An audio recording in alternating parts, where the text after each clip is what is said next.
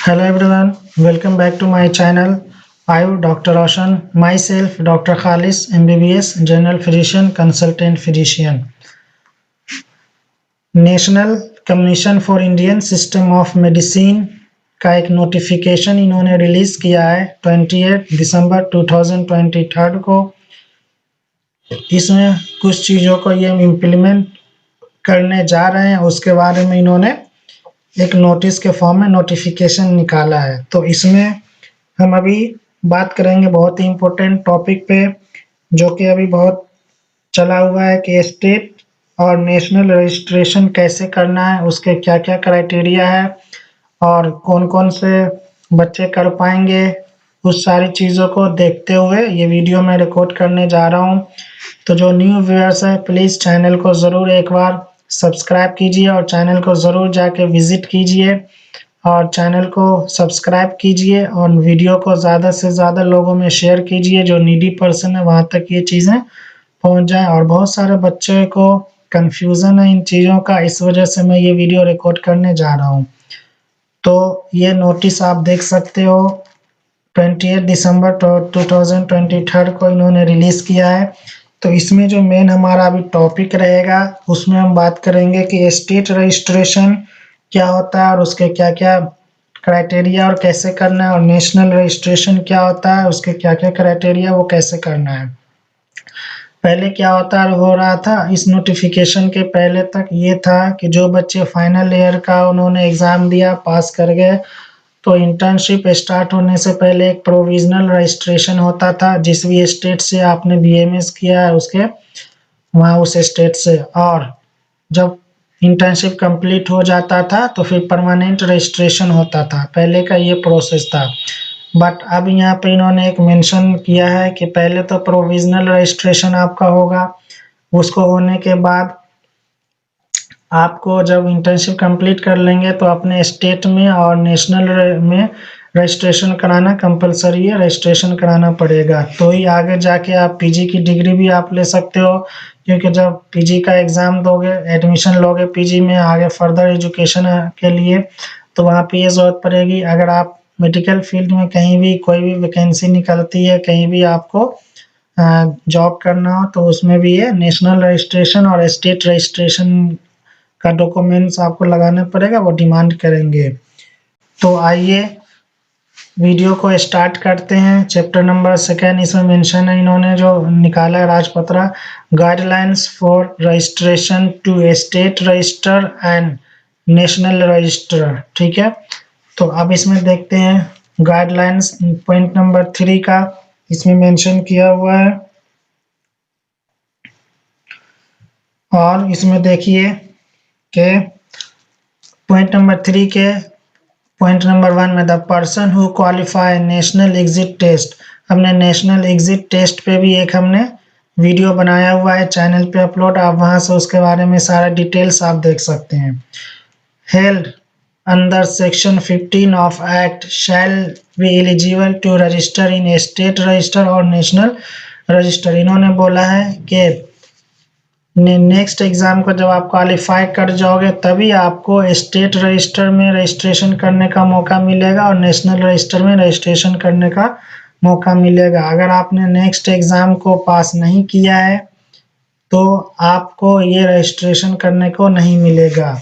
आगे देखिए, provided that disqualification from state and national registration shall not be deprive such person to use his qualification for purpose other than specified in these regulations।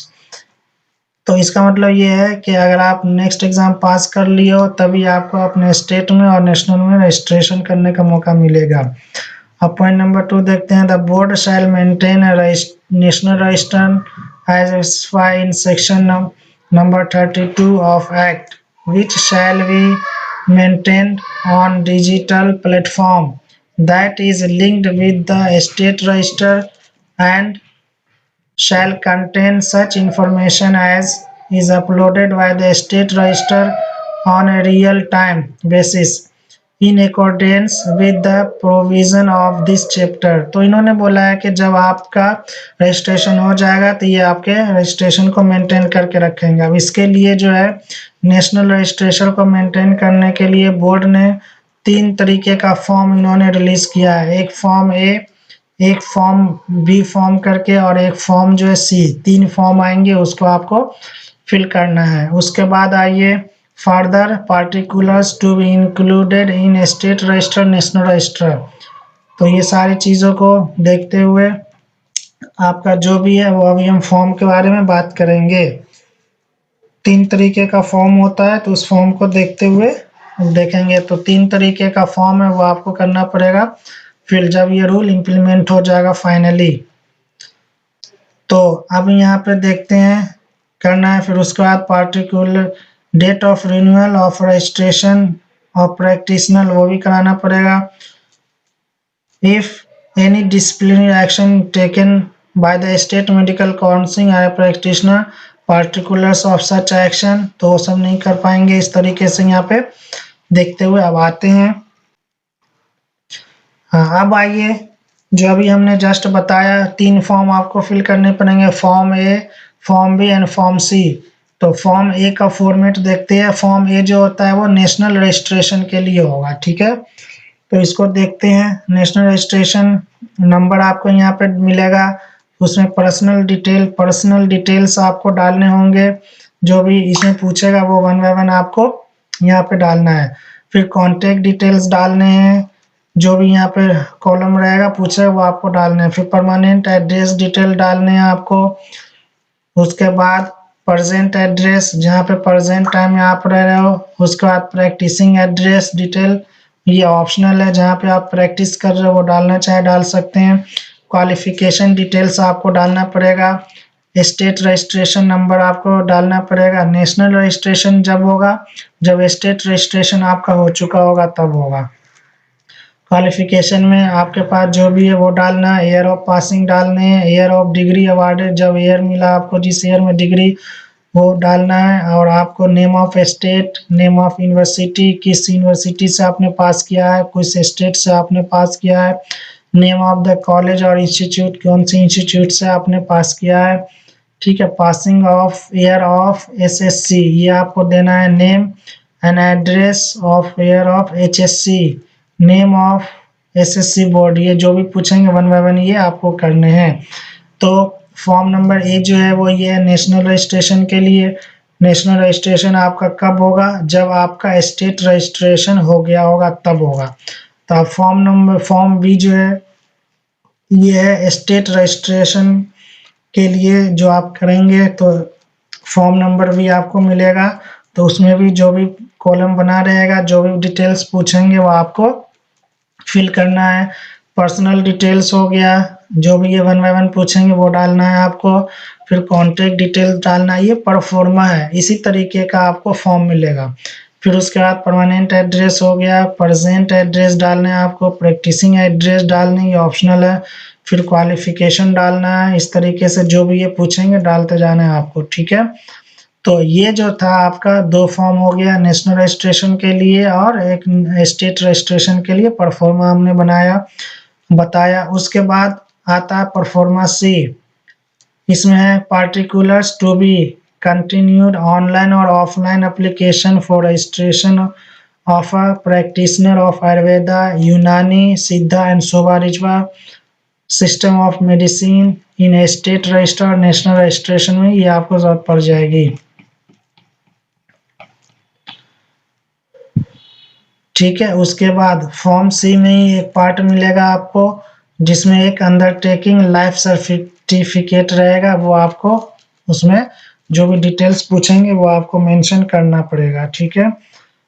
तो ये जो था national registration में, national register में और state register में कैसे registration करना है और फॉर्म का परफॉर्मा क्या रहेगा।